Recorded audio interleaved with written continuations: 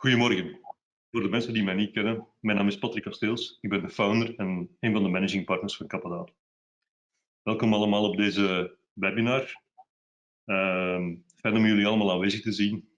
Wij appreciëren dat in deze tijden van overaanbod van webinars.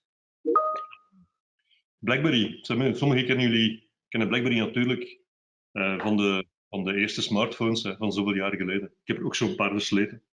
Maar dat bedrijf lijkt op geen kanten meer op wat het vroeger was. De overname van Sels, ik denk nu intussen 2 jaar geleden, is BlackBerry uitgegroeid tot een van de topspelers in het security landschap. En we zijn eigenlijk heel trots en blij dat we ze aan boord hebben in onze portfolio. Vandaag krijgen jullie een pitch te zien van de BlackBerry Security suite. En dat gaat jullie meteen heel duidelijk maken waarom er zo'n sterke synergie is tussen het overgenomen Sels en het bestaande BlackBerry. Ik denk dat voor iedereen intussen wel duidelijk is dat traditionele anti-malware geen afdoende oplossing meer biedt tegen de voortdurend veranderende bedreigingen.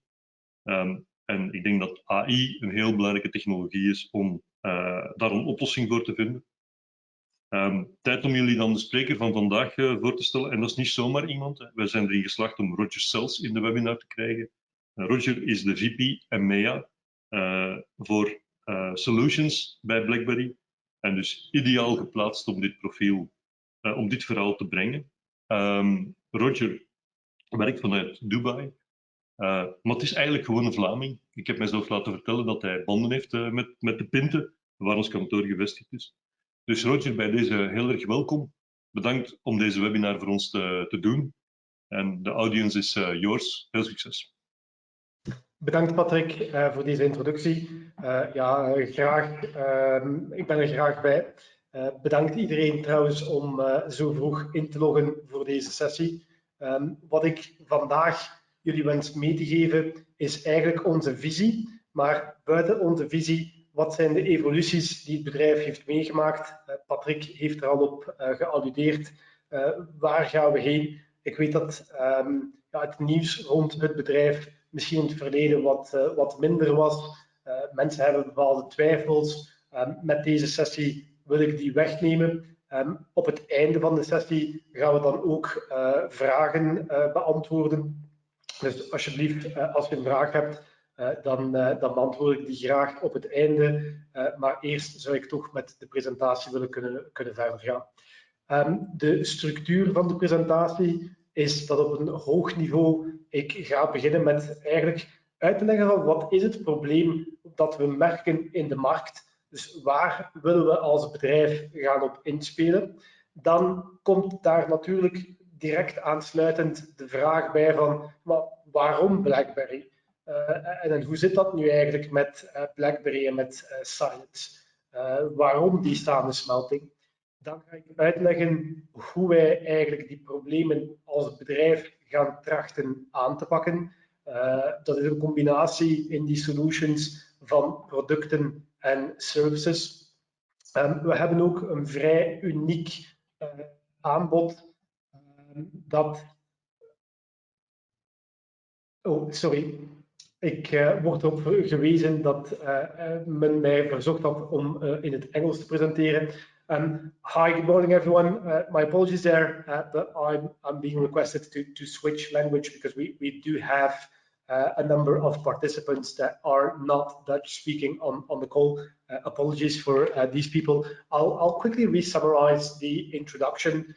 So yes, I'm happy to be here. I'm more happy even that you've joined us for this presentation, and I'm delighted to have the opportunity to explain to you the vision that BlackBerry has in the cyberspace. What are the challenges that we're observing? What is the direction we're taking? Why did we do the acquisition? What are our solutions like, and how are they going to evolve in terms of capabilities? And I'll highlight what sets us apart. And at the end of the session, I will be handling all questions that you might have. So please, I hope you enjoy this presentation And I look forward to receiving your questions and then eventually also discussing this presentation with you one-on-one. We're seeing a lot of chaos in the market that's negatively impacting business outcomes. And that can be because operationalizing a number of solutions is difficult, is complex. The resiliency that we achieve collectively as organizations is too low, or ultimately the return on investment is just not present.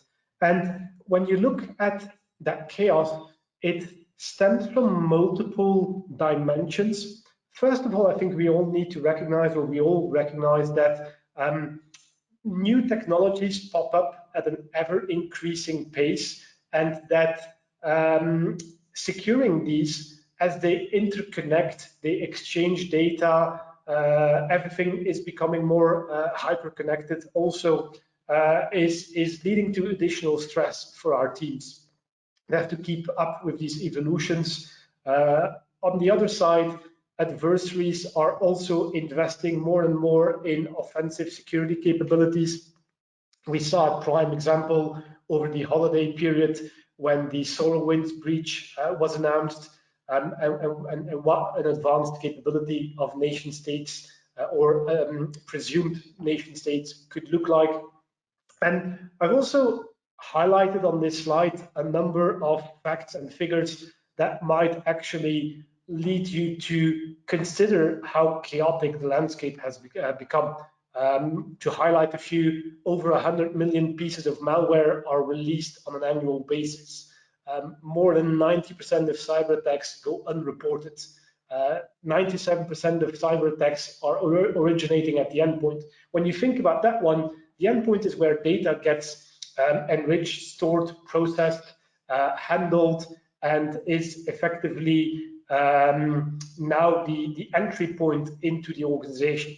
So also there, because we typically don't have a homogeneous environment, people aren't using just one technology across their business, and especially when you have partners that are also handling or processing critical data on your behalf, that are a key part of your supply chain. You can't dictate what kind of technology they will be using. And this typically means that to manage your risks in an adequate fashion, internally and externally to the organization, you will have a plethora of solutions, of products that you stitch together to hopefully have the desired outcome. And that stitching together requires our teams to model the use cases very actively and intensely. That slows down business agility. That always means that the business wants to do something new. You need to analyze how that use case is going to work, what are the threats. It requires human intervention. And I think what we can see from reporting in the media, firstly, because breaches and data leaks are ever more prevalent. The one caution there is, of course, that due to an increase in data privacy regulation, there is a heightened awareness and regulatory requirement to publish these. But it looks nonetheless not sustainable from that perspective. We see that the IT and security teams are nearly at a burnout or at historic high levels of burnout, while executives and boards have a different view. And you have some that don't yet realize the actual level of risk, whereas the majority, I think, now clearly do see the level of risk, but come back and say, well, for the amount of budget that we grant to security teams or IT teams or both, we're not really seeing the value. So this leads me again to conclude the approach that we've used and the legacy best practices are unsustainable, and we need to evolve different models and best practices. And today, cyber no longer is a human scale problem. Like I said, adversaries are investing more, they're automating, attacks are increasing, and our defenses traditionally have operated at human speed. With all that said, that's where BlackBerry comes in. A number of people have asked me since I've begun giving these types of presentations, why did BlackBerry enter the security space now? And I want to clarify to everyone that there is no now. We've been in the security space for 35 years. We, in the past, created mobile phones, and that's an activity that we stopped doing 7 years ago. But when we created these mobile phones, we had a lot of security architecture, security engineering that went into that. As we defined that space, sorry, I apparently have planes flying over, which isn't a very typical thing. I hope you don't hear it in the background, but yeah, nothing I can do about that. We introduced those devices, and that introduced a number of security risks, because now people were running around with these devices. They had their corporate email on them. So then we innovated and we brought the world the MDM security control that's now well ingrained. So we, as I said, we walked away from the device manufacturing world, but we have a rich history of securely connecting devices and the data that flows between them, and that's still what we do today. From the BlackBerry perspective and DNA, we have a bit more heritage in doing this in mobile and tablets. We've started to pivot a number of years ago, over a decade actually, into IoT and embedded system spaces, where now over 175 million cars are using our secure operating system and hypervisor. We have a partnership with SpaceX, where we secure a number of their embedded systems. We are securing, as we like to say, one-of-one international space stations, or some of the embedded systems there. But then we had to recognize that we lacked capabilities in traditional endpoints. And this is also where silence comes in, because at the same point in time, because I told you cyber no longer is a human scale problem, we realized that AI and machine learning was going to be something that we needed to invest in. And at some point, internal calculations showed us that to catch up, just to catch up with the leader in this space, which was silence and still is silent, would be so expensive that actually acquiring silence for $1.4 billion seemed like the safer and faster option. Because while we could have maybe called up, if we spent an enormous amount of money, success was not guaranteed. And now we have started to wed the two components. The teams have been integrated, the business is integrated, and we are extending the silence capabilities into our other platforms, because in a way, some parts of the space station, some parts of your autonomous vehicle of the future, they are endpoints, or we are extending certain capabilities into the traditional endpoints. And that's why we today say our ambition clearly is to be the #1 AI cybersecurity company in the world. And we want to help protect businesses across 3 dimensions. First and foremost, of course, cybersecurity, but at an intersection where we think it's interesting with business continuity. And we see more and more cyber to physical relations, attacks that originate in the cyber world that have an impact in the physical security world, and vice versa. And we do believe that there is scope for solutions that can bridge the gap between those. We also want to help organizations recover from outages and deal with their critical events. And then at the same point in time, want to enable the workforce to work smarter, not necessarily harder. And the same actually applies to your IT and security admins. We can unburden them as well. So how do we do this? We work across 3 dimensions, as I said, but looking at it from a different point of view, we can help prepare the organization to deal with incidents.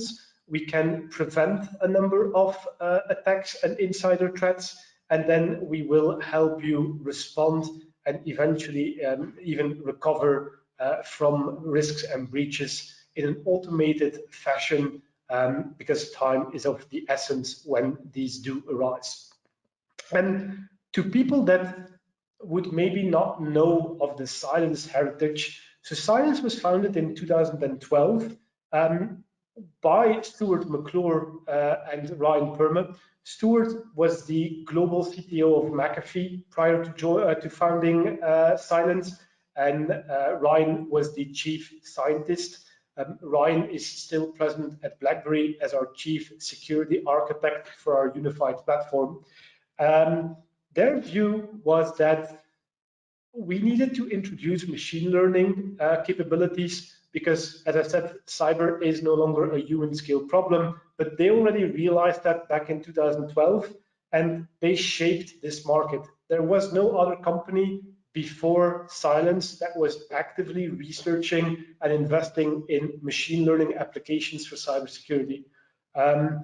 When you look at the company's history, it obviously took a number of months and years to develop a first product. While the company was working on that, it actually survived and thrived by offering security services in the breach management, detection and response space. One of the largest ones that was handled at the beginning was the Office of Personnel Management hack, where the Chinese nation-state adversaries, or alleged Chinese nation-state adversaries, compromised the Office of Personnel Management, exfiltrated 2 million security clearance documents. It is still today seen as the largest security breach of the US federal government. The role of Cylance in handling that breach is documented in a public Congress report. So if you Google Cylance OPM breach, you will find those US federal government reports. So this is not something that we decided to do yesterday. We have leading capabilities, leading software. One of the great things about this is that our teams were working on these type of breaches. That feedback was brought back to our threat research team, as well as our product development teams, fed into the product. And nowadays, the circle is complete, whereas to even perform the same service, we leverage our cybersecurity products to accelerate the delivery of these type of services.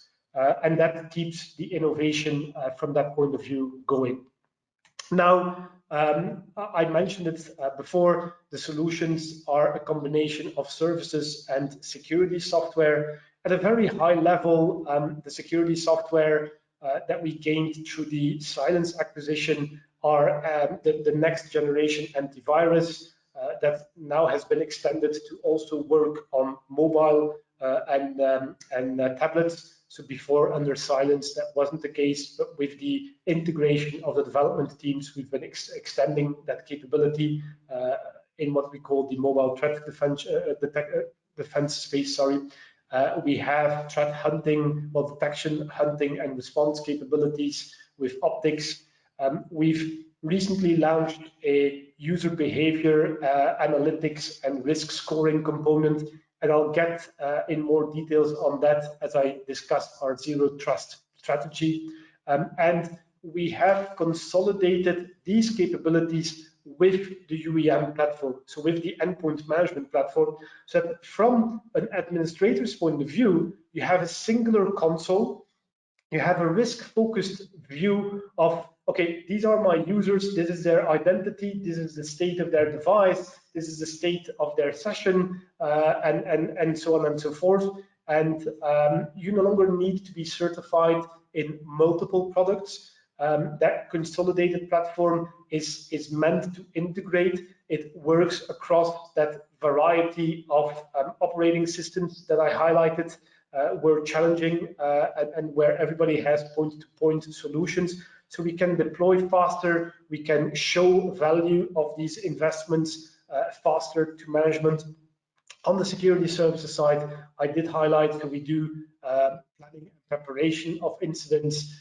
We can even augment staff into certain environments. If a client says, I'm maturing a capability or I'm even starting a new capability, to give you an idea of the scale at which we can operate this, for one of the Fortune 10 companies, we built their SOC from scratch. Under silence, not BlackBerry, but that knowledge is now within BlackBerry, I would say. So we built their SOC, we designed the SOC, we staffed the SOC, we still staff it today. So that's a team of roughly, I think, 70 or 80 people that is working in that SOC that we fully manage on behalf of that client. And I think that's maybe something that most people aren't aware of. So these staff augmentation projects can handle a sizable scale. And then ultimately we have a number of interesting additional security assessment services that come into play. All of this is backed by threat research and data science. I think we have a number of very interesting public threat intelligence reports that have been shared, most recently in October on Bahamut, a hack-for-hire operation. I highly encourage everyone to download that from our website, have a read. It provides some fascinating insights into the evolution of the threat landscape. In any case, what's important to highlight is that we are offering the most complete modular solution in the market today that's underpinned by a single AI platform. Now, that's not to say that the AI is the same from product to product. Actually, multiple products, or sorry, all of the products are underpinned not only by one model, but by a combination or a set of mathematical models, but all of their data is fed into a central engine. And I'll go into more detail on that later in the presentation. We defined the space, and we today still have both the most mature as well as most advanced AI engine. That was again highlighted last year when MITRE ATT&CK published a overview of EDR capabilities, and they said, well, we want to mimic an adversary that's an APT-29, which is allegedly the Russian nation-state actor. And they said, well, we're going to check across all phases of the kill chain what the detection and response capabilities are of vendors out of the box, after we've given them some time to modify their rules, all of that. I would again encourage everyone to go and check these results.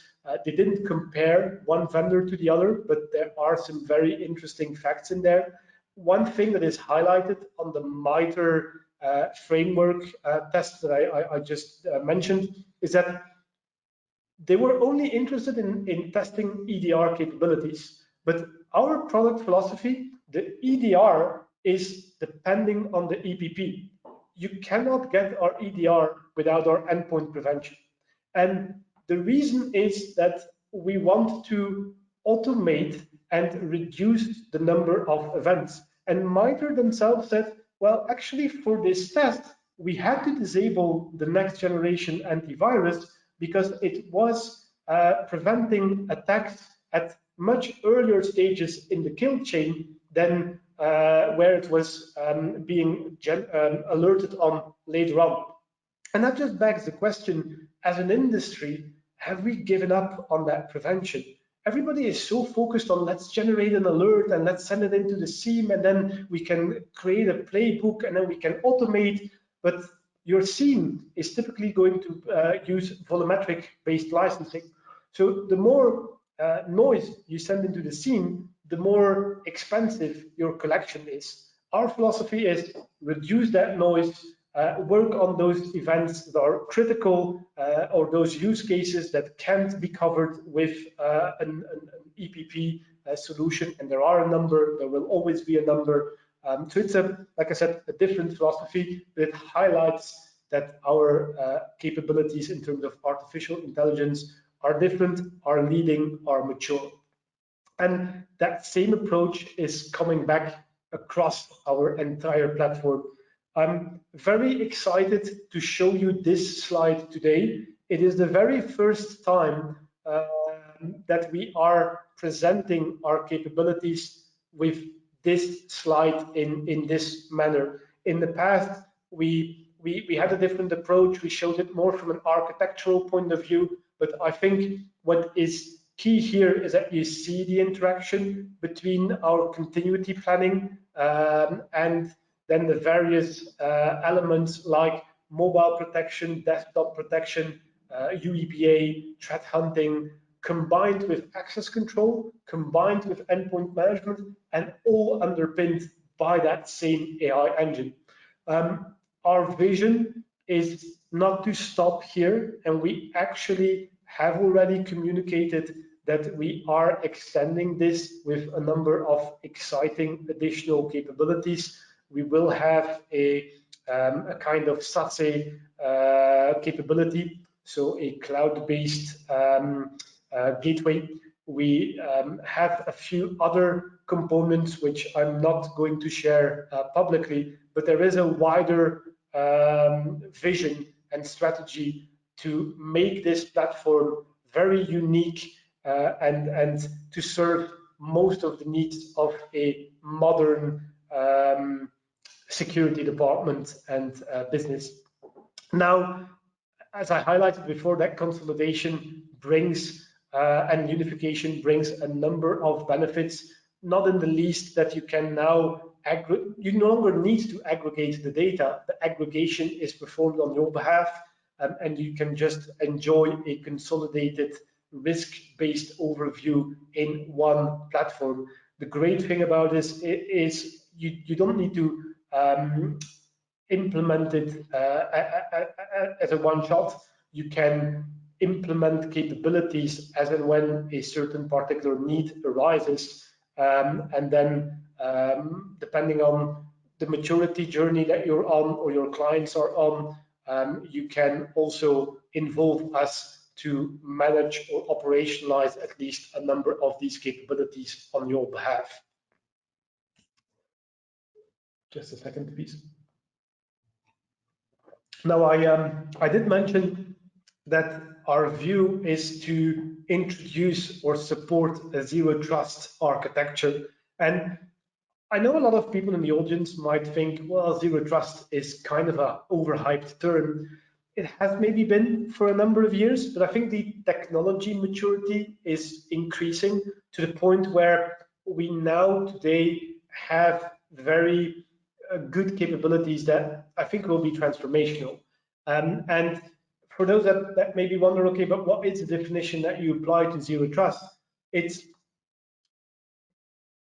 stepping away from saying, okay, always trust but verify, to never trust and continuously verify, and just operate on the assumption that devices that we have at some point in time will be compromised or will fall behind from a patching policy perspective, or even maybe you will have environmental drift from your predefined security state.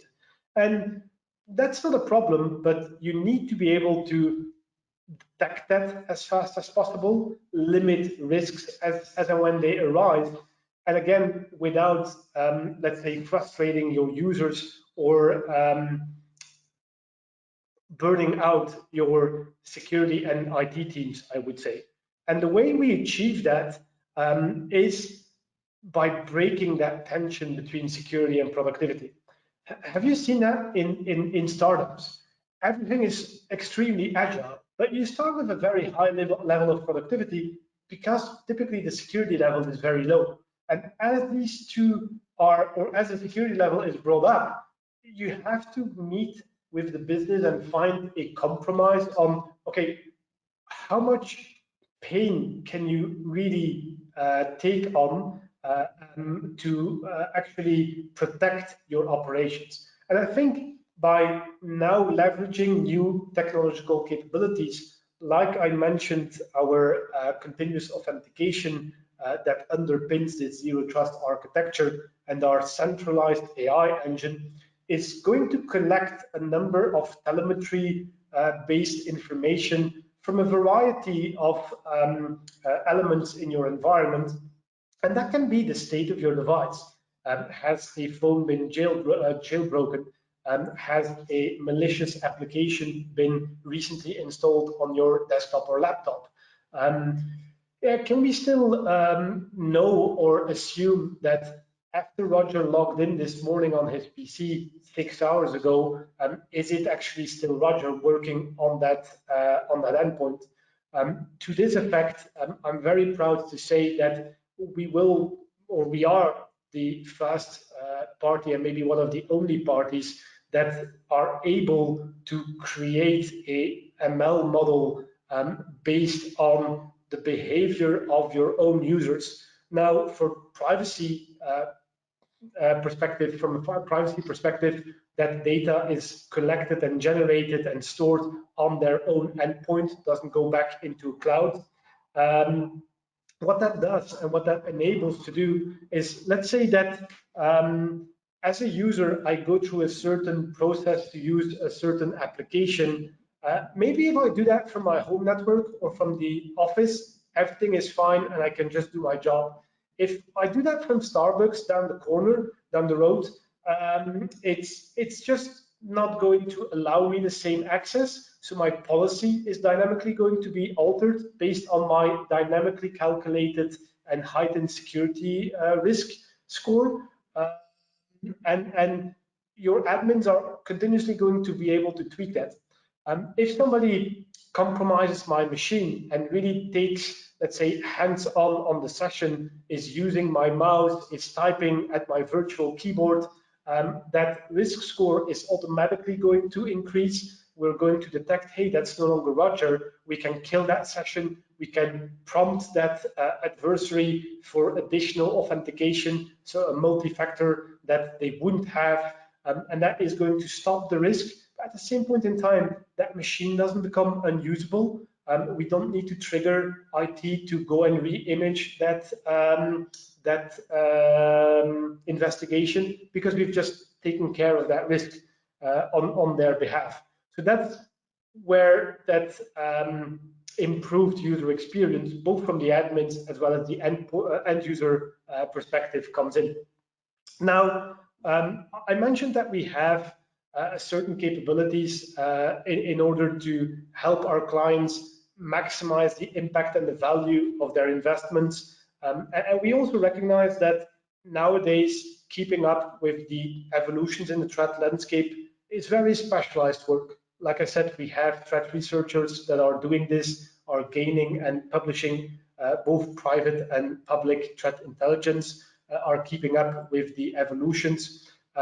We believe that this is a capability that far exceeds what a traditional internal or external SOC offers, and that threat hunting capability that we bring to the table is unique.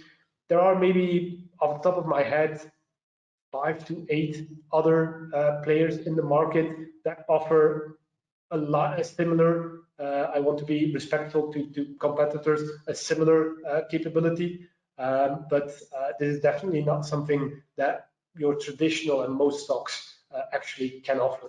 And the way that works is, again, leveraging the AI capabilities, but then also the knowledge that the team has built up over all of these deployments to ensure that all that noise that generally would be detected is actually already dealt with, so we can reduce the number of alerts from 90% to maybe 1% that gets reviewed by humans, and not even 10% nowadays actually is escalated to customers, where we say, this is something you need to be aware of, you need to give it a decision, you need to tell us what we need to do here in this instance. So it's working smarter, not harder.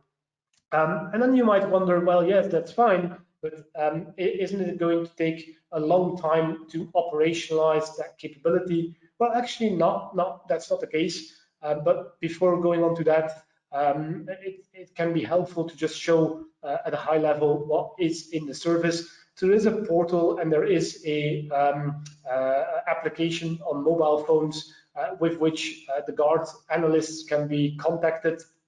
And there is obviously also a phone number, but that shouldn't really be used as a main point of contact initially. I think what we do is, like I said, operationalize our security controls, make sure they are configured according to the state of the art, that they are not going to generate false positives, that they are not going to flood your teams with or inundate them with false alerts and waste your time, your scarce time. We will overlay our public and private threat intelligence.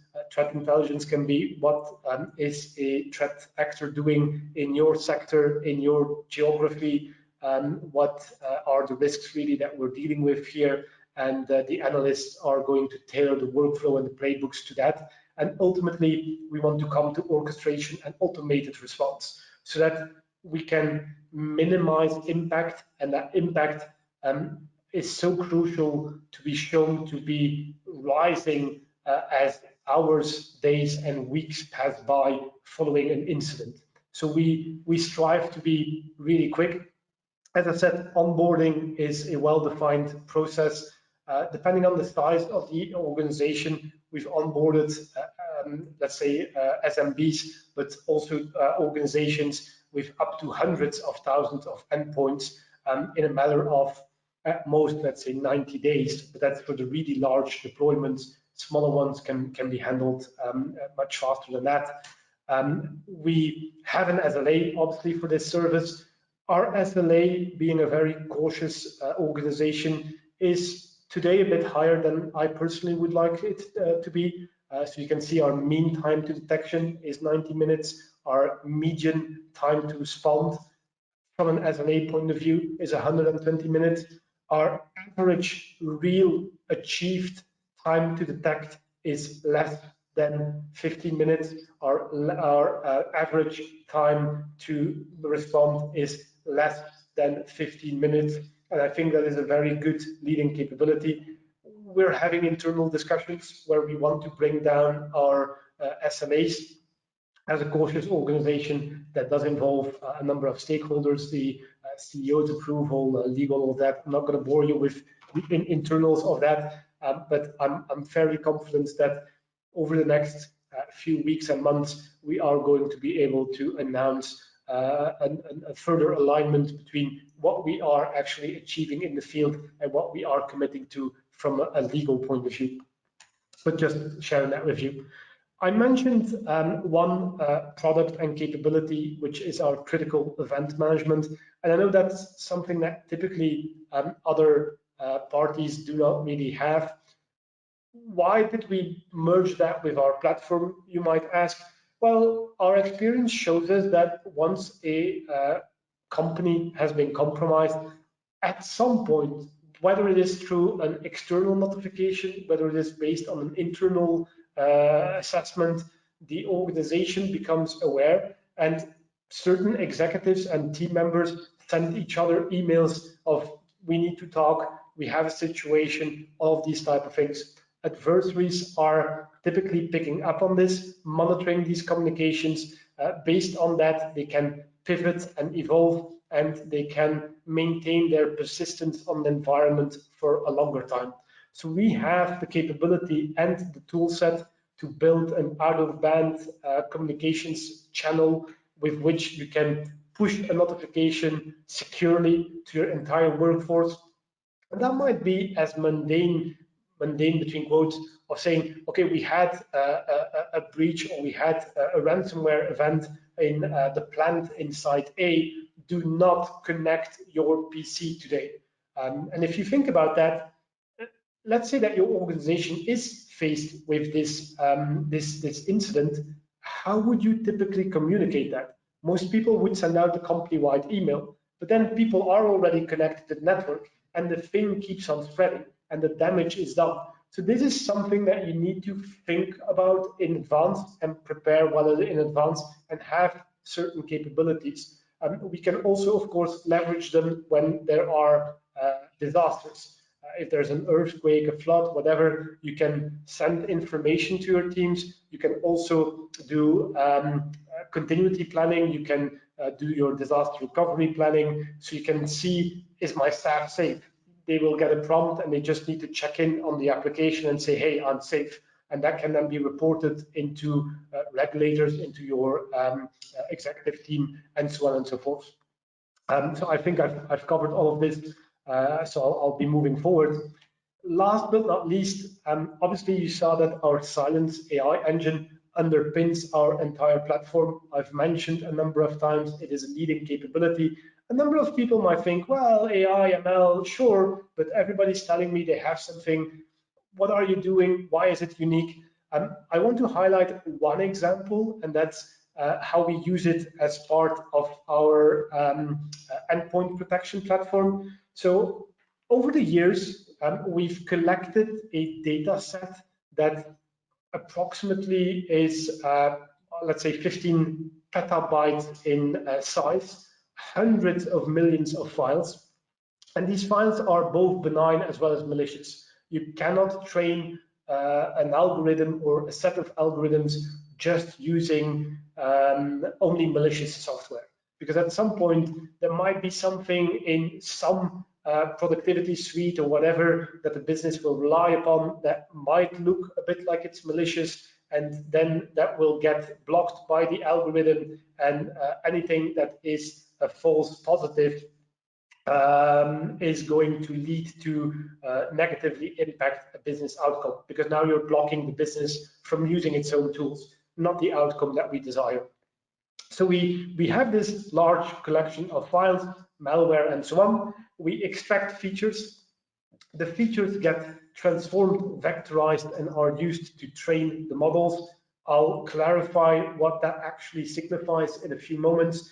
And then as part of that training, we cluster these vectorized feature sets and we convict them. So either as malicious or non-malicious. That's ultimately the goal, to say, well, is something new resembling something that already exists and that I know is malicious or benign?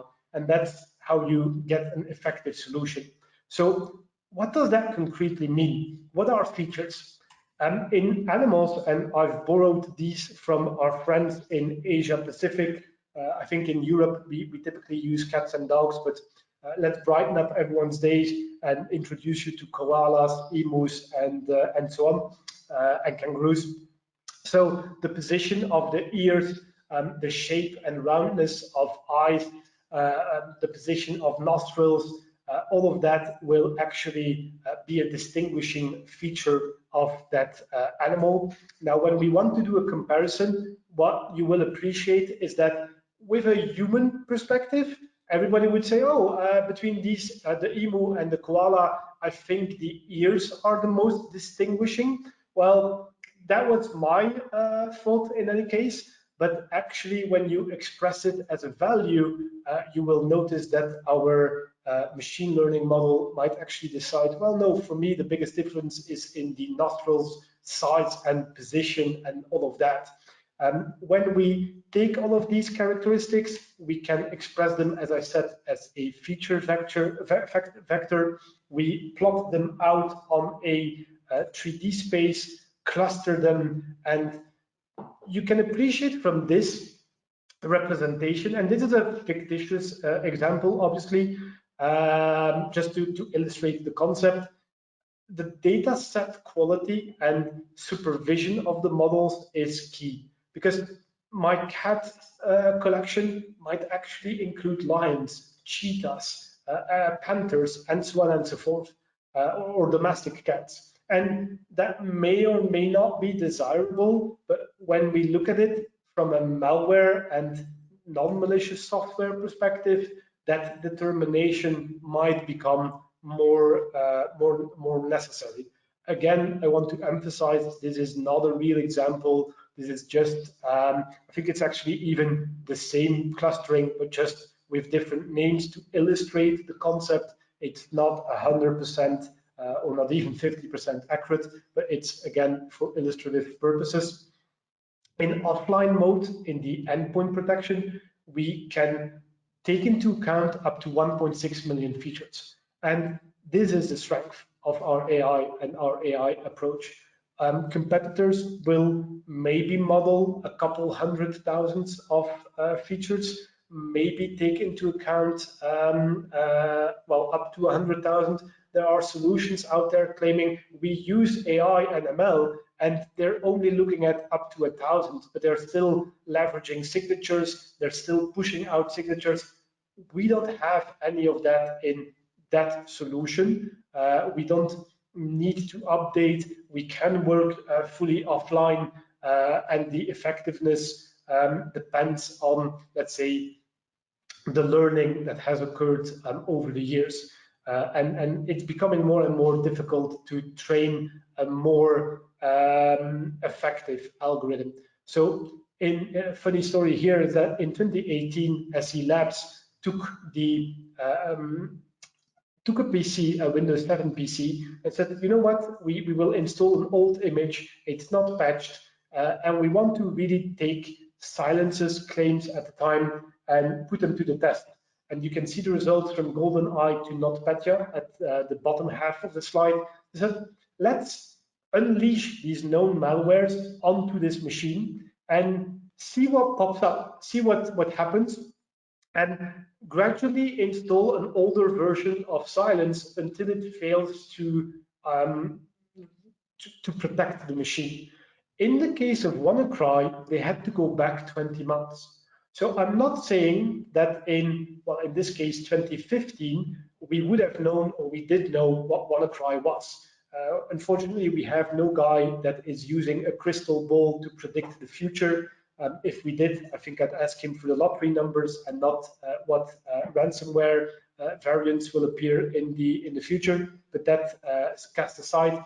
So that's not what I'm saying. What I am saying, though, is if someone had installed that version of the Silence model, left it running in a data center, was air-gapped, never connected, never updated, didn't even install our new models, somehow an infected USB stick was put on that system would have said, I'm not going to execute this software because I don't know what it is, but from the clustering approach, this sure looks like something I know for a fact I shouldn't be executing. And nowadays, our teams still compare the effectiveness of our older models and publish that internally. And that's the upper half of the slide. You can see that, for instance, Revil, Ryuk are ransomwares that have been doing the rounds in the media as well, in some cases that were, made the headlines last year, where 44 months ago, we will have already not executed that malware. And you don't need to update the signatures. You just need to ensure that the endpoint is running the agent and you have that protection. So I think that is one of the strengths of our AI. Again, I want to call out, this is just one example of how we leverage artificial intelligence and machine learning capabilities in the endpoint protection suite. We have different models, different approaches in all of the other solutions that I highlighted that form our entire suite. And on top and over that, all of these feed into a central AI platform that is going to improve its efficacy depending on the various bits. So yes, if you as an organization or your clients are using multiple products, you are going to derive more benefits from all of these models interacting, learning from each other, than if you would only have one of them. But that is our approach, and that's again why I said that our capability is leading in this regard. I hope you enjoyed this presentation, and I look forward to discussing these topics with you. If you have any questions, I'd like to discuss these now. Thank you.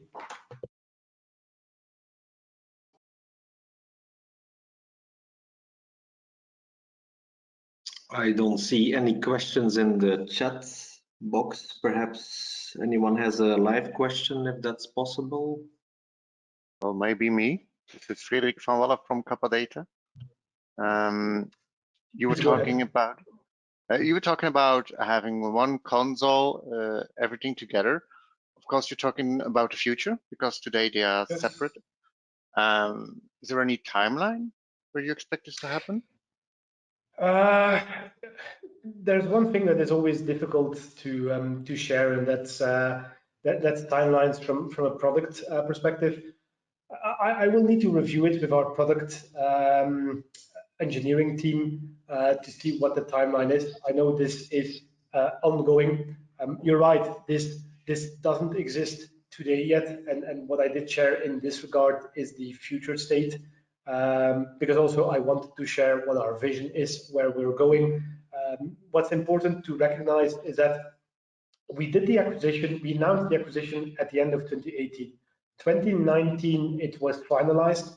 We started integrating and finalized the integration of Silence into the business and the various business units together in 2020. We, at the middle or end of 2020, well, both actually, sorry, launched a number of new products like Personas, the user entity and behavior analytics engine. So we are now gearing up and accelerating these capabilities, but there is still a lot of work going on from a integration perspective. The console, the unified console, is a very important step on that journey, but at the same point in time, a number of other products are being improved as well. Like I said, then we even have completely new and yet unannounced products that didn't appear on this slide because they are not near term enough. So they are, let's say, more than 15, 18 months out, that I can't realistically put them on there. Like, for instance, the gateway, the security gateway, we are looking at threat and vulnerability assessment, but if it can be an indication to you in at least the next 12 months and somewhat less than that, that unified console will be coming. If anyone has a very clear need for a specific answer, I can get that from our product management teams. We have been giving that to active customers. In the market, we are a bit, let's say, I don't want to say less transparent, but a bit more cautious about making statements because a lot is going on behind the scenes, and sometimes priorities shift a bit, or you have a small delay. In broad strokes, it should be in the next year or hopefully faster. Okay, and then another question regarding the trainings and certifications. You said there will be one single certification for the whole product suite. And today you have a training for Protect, you have a training for Optics, and you have a training for UEM. So if you would combine all of them, that will be a very long training. So if a partner or an end user would like to train himself for, let's say, just to Protect, does he need to certify for the whole suite? Or is that not decided yet? That wasn't decided yet. What I alluded to more is that today, obviously, I mean, these products operate independently, and it's likely that we will maintain independent certifications. What I meant rather is that every single solution that is patched together, typically by organizations to manage their risk, has a different console, has a different look and feel, has a different philosophy even on how they want to address certain things. And you have to learn and adapt to all of these different vendors' point of views, philosophies, terminology, and so on and so forth. At least from our point of view, with one consolidated platform, you have a common denominator across all of these platforms. So I think from a certification point of view, that makes it somewhat easier. And once we have that unified console, you can build on that by saying, okay, for this capability, you have this reflection in the portal, but as you gain other modules and other capabilities, it's just an extension of something in a console that you are already familiar with, if that makes sense. Yeah, I got you. Thank you. You're welcome. I saw another question about when the unified agent is coming, but it's already answered. That was more on the console. So the unified agent is, look, I think it's something that we've been discussing for a while. Probably was announced when it wasn't ready yet, and people obviously now have a lot of questions around it. Again, I don't want to make any misleading statements right now. I haven't checked before this presentation what the latest status is on that. Again, if somebody would like to follow up on that, you're free to contact me directly. I will get you the answer, but I can't give you that answer right now. I didn't look up the status today. Okay. I think that's all regarding questions. Afterwards, if to everybody, if you have more questions that pop up, please reach out to us, to Kappa Data. Or are you interested in an in-depth demo of a specific solution of BlackBerry? Please do reach out to us. We're there for you. Yeah, on behalf of Kappa Data and BlackBerry, thank you for your time and efforts. And we will send you the information, of course, via email about the gift that was promised to you, reached out to from BlackBerry. So thank you all for your participation and time, and have a lovely day. Thank you all for your time. Have a lovely day. Thank you for hosting me. Bye. Thank you. Thank you. Bye-bye.